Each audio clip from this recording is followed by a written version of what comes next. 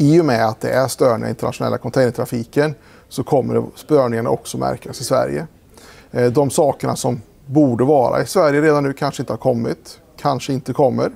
Så det kan mycket väl bli brist på julklappar, det kommer bli brist på vissa delar av sortimentet runt Black Friday. De varorna med lägst marginaler och störst volymer, alltså rent fysiskt volym på godset, är ju det sista som kommer med.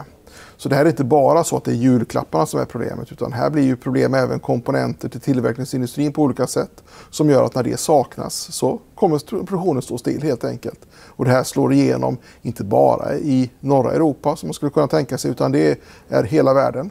Först när länderna började stänga ner, när covid kom till, så minskade efterfrågan, beställningar sköts upp på framtiden på nya tonnage och så vidare. Så gjorde att kapaciteten inte byggdes ut och man stängde ner. Vad som har hänt när man senare drar igång nu igen efteråt här, det är att framförallt hamnar i Kina har stängts ner.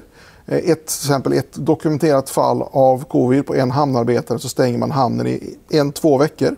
Och då får båtarna eller skeppen ligga kvar på kö utanför och vänta för att lasta av. För man lastar av och lastar på i samma rörelse. Vi har också Evergreen som ställer till det genom att fastna i Suezkanalen. Vilket stoppade upp just den blodådern då. Som tar ungefär 15% av världshandeln årligen. Stoppar upp den i 6 dygn. Då kan man säga 6 dygn mot ett år i världshandeln där. Det blir ändå väldigt, väldigt mycket i och med att konsekvenser på det här blir att det finns ju inga hörn och runda i internationell frakt.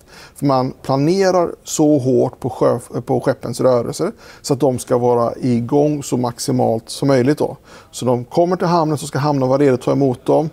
Containerna som ska lastas på ska stå redo så att man bara lastar av och lastar på så smidigt som möjligt och så kan skeppet åka iväg igen. Så lite tid i hamn som möjligt är själva poängen. Och det gör att det finns ingen reservtid att ta ikapp. Nu finns det en liten grej där det finns en kapacitetsutnyttjning.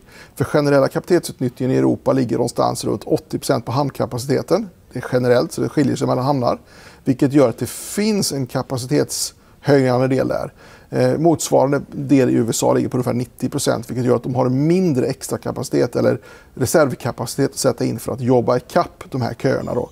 För skeppen i sig kan inte jobba ikapp.